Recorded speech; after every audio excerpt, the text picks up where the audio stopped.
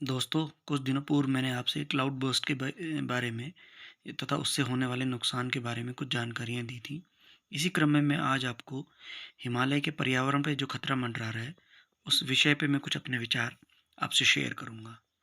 हमारे देश में 1.3% फॉरेस्ट हिमालय में है और हिमालय डेंस तथा उसमें असीमित बायोडाइवर्सिटी वाला एरिया है और इसमें कई तरीके के रेयर इंडेंजर्ड फ्लोरा, फ़ौना हैं। इनका लगभग कुल एरिया 5.7 लाख स्क्वायर किलोमीटर है और हिमालय में जो कहीं इकोसिस्टम है, वाइल्ड लाइफ है, फ्लोरा फौना है, वो हमारे देश की अमूल्य नेचुरल संपदा है। अगर मैं यह कहूँ कि हिमालय की वजह से ही हमारे देश का पर्यावरण संतुलित है, तो कुछ गलत ना होगा।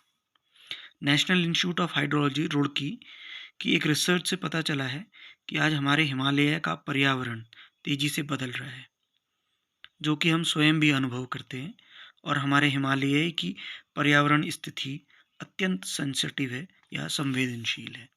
अगर हम नेशनल इंस्टीट्यूट ऑफ हाइड्रोलॉजी के वैज्ञानिकों की माने तो पिछले 20 वर्षों में हिमालय में रेन या स्नोफॉल का जो समय है वो बदल गया है या उसमें शिफ्ट देखने के लिए मिला है। हिमालय के ग्लेशियर भी पिघलने लगे हैं, उनसे झीलें बनने का सिलसिला भी शुरू हो चुका है। आपको पारछू लेक का उदाहरण याद ही होगा।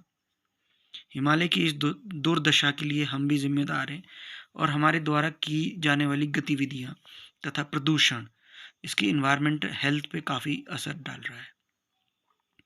विकास के नाम पर अत्यधिक दोहन करना, कटाई करना, भूमि की कटाई छटाई करना, लगातार फॉरेस्ट से वैल्यूएबल रिसोर्सेज जो हमारे नेचुरल रिसोर्सेज हैं उनका दोहन करना हिमालय पर्यावरण के लिए एक खतरा बन चुके हैं, जिसकी वजह से पूरा हिमालय की बायोडाइवर्सिटी खतरे में है।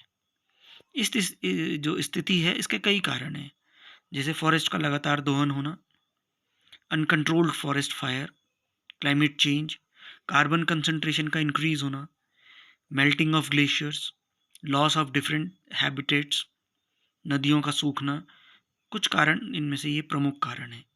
इसके अलावा ग्राउंड वाटर डिप्लीट होना, विकास के नाम पे पहाड़ों को खोखला करना, मानव द्वारा फैलाया गया कचरा भी एक बहुत बड़ी समस्या है। खराब forest management, unplanned plantation drive और उसमें भी नॉन नेटिव स्पीशीज़ को लगातार लगाते रहना, विकास के नाम पर बड़ी बड़ी इमारतें बनाना, सड़कों का चौड़ीकरण या एक्सपेंशन करने के कारण हमारे पहाड़ इतने कमज़ोर हो गए हैं कि थोड़ी सी बारिश होने पर या तो वो धंस जाते हैं या फिर वो गिरने लगते हैं, जैसे मानो वो चीख चीख कर पुकार रहे हों, चीख चीख कर हमें आने वाले कल की चेतावनी दे रहे हों। आज हम सस्टेनेबल डेवलपमेंट या सतत विकास के नाम पर भी हमने जो कार्य बिना सोचे समझे किए जा रहे हैं, आज भी हम उन कार्यों को जस्ट सस्टेनेबल डेवलपमेंट के नाम पे हम किए जा रहे हैं। हाई एल्टीट्यूड एरियाज में जलवायु परिवर्तन, क्लाइमेट चेंज के इफेक्ट से 50 से भी ज़्यादा ग्लेशियर हिमालय में सिकुड़ गए हैं, जिनका सीधा इफेक्ट वहाँ की फ्लोरा फौना तथा फॉरेस्ट के साथ साथ जो उन स्थान के जो निचले वाले इलाकों में रहने वाले लोग हैं उनकी हेल्थ पे, उनके एग्रीकल्चर सिस्टम पे, वहाँ की वाइल्ड डाइवर्सिटी पे तथा वाटर रिसोर्सेज पे भी उसका असर देखने को मिल रहा है तथा इसका इम्पैक्ट पूरे देश तथा धरातल पर देखने को मिल रहा है। इसलिए हमें समय रहते इस आपदा से बचने के उपाय ढूंढने होंगे।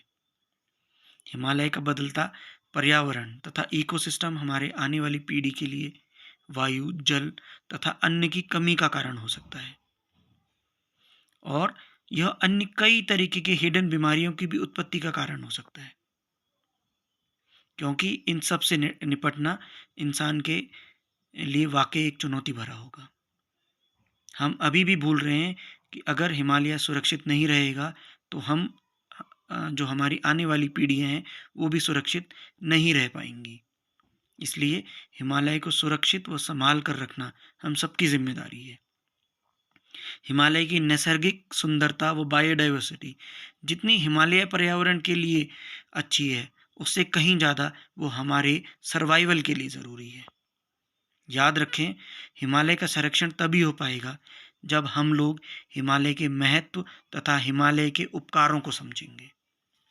खास तौर से जो हमारे स्थानीय लोग हैं, हम लोगों की ज़िम्मेदारी के साथ-साथ हमारी जो भावी पीढ़ी है, मुख्यतः नवयुवाओं को भी हिमालय के संरक्षण के लिए जागरूक होना पड़ेगा और इसके संरक्षण के लिए, कंज़र्वेशन के लिए आगे बढ़कर इसके हित के लिए नहीं, अपने हित के लिए कार्य करना पड़ेगा। क्योंकि पहाड़ शांति और आध्यात्मिकता के प्रतीक हैं। उन्हें मनोरंजन या आनंद की वस्तु न समझें।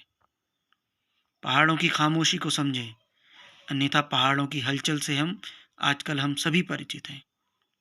यह पहाड़ों की हलचल हम सभी लोग आजकल देख रहे हैं। इसलिए मेरा आप सभी से निवेदन है कि हम इस तरीके की अनसस्टेनेबल प्रैक्टिसेस को छोड़कर सस्टेनेबल प्रैक्टिस, जो सिर्फ स्लोगन नहीं है, अपनी जीवन शैली में अपनाएं, जिससे हम अपने आप को तथा हिमालय को बचा सकें।